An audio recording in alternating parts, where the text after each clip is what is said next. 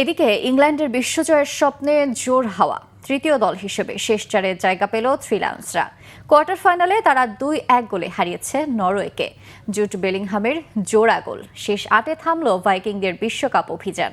এবারের মতো শেষ হলো আর্লিং হাল্যান্ডের রূপকথা। মনির হোসেন খানের ডেস্ক রিপোর্ট।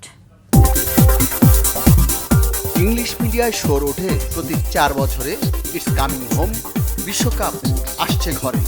60 বছর ধরে তাদের অপেক্ষা আর ফুরোয় না। কখনো কখনো যায় ফাইনালের উঠোনে, শেষ চারেই তাদের মিশন থামে। তাদের আরও একবার বিশ্বজয়ের সুযোগ সেমিফাইনালে থ্রি লায়ন্স। মিয়ামির গ্রীষ্মে ইংল্যান্ডের প্রতিপক্ষ নরওয়ে, যাদের বিপক্ষে ভালো ইংলিশদের পরিসংখ্যান। একমাত্র ভয় ম্যাজিকম্যান আর্লিং হাল্যান্ড। প্রথম হাইড্রেশন ব্রেকে ঝিম ধরা ফুটবলে বল থ্রি লায়ন্সদের দখলে। এরপর ম্যাচের গতি বদলে গেল। পানি নরওয়ে জেগে উঠল। কাউন্টার অ্যাটাকে ইংলিশ দুর্গ ভাঙার চেষ্টা চলল। খুব অল্প সময়ে সাফল্যও এলো। ম্যাচে তখন 36 মিনিট দূরপাল্লার বুলেট শট দিলেন আন্দ্রেয়াস সেন্দরু। ইংলিশ গোলরক্ষকের নাগালের বাইরে, তবে বল জায়গা পেল জালের ভিতরে। নিজেদের জালে বল যেতেই আড়মোড়া দিয়ে জাগলো থ্রি লায়ন্সরা।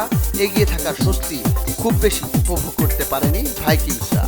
প্রথমার্ধের খেলা প্রায় শেষের পথে অ্যান্থনি গর্ডনের পাস খুঁজে পেল বেলিংহামকে। ভুল করেননি রিয়াল মাদ্রিদ তারকা। প্রথমার্ধেই ম্যাচে ফিরল সমতা।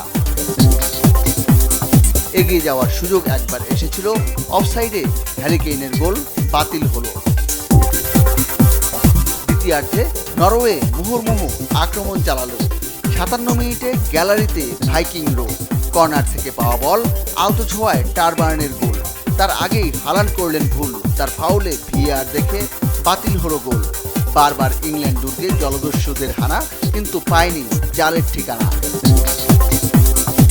কেইন বেলিংহামরা অপেক্ষায় ছিলেন একটি সুযোগের। অতিরিক্ত সময়ে আবারও ম্যাজিক বেলিংহামের, দলের অন্যতম সেরা তারকা। গোল পেয়েছেন আগেও, তারপরও হয়েছিলেন কেইনের ছায়া। এবার নিজের দিকে আলো টানলেন। অতিরিক্ত সময়ের শুরুতেই গোল পেলেন। হাল্যান্ড ম্যাজিকে মজে ছিল এবারের বিশ্বকাপ, তবে শেষ 8-এ তিনি একেবারেই নিরুত্তাপ। পুরো ম্যাচেই খুঁজে পাওয়া যায়নি একবারও। তাই তো পিছিয়ে পড়ার পরও তাকে উঠিয়ে নিতে হলো। কোয়ার্টারেই থামলো ভাইকিংদের রূপকথা।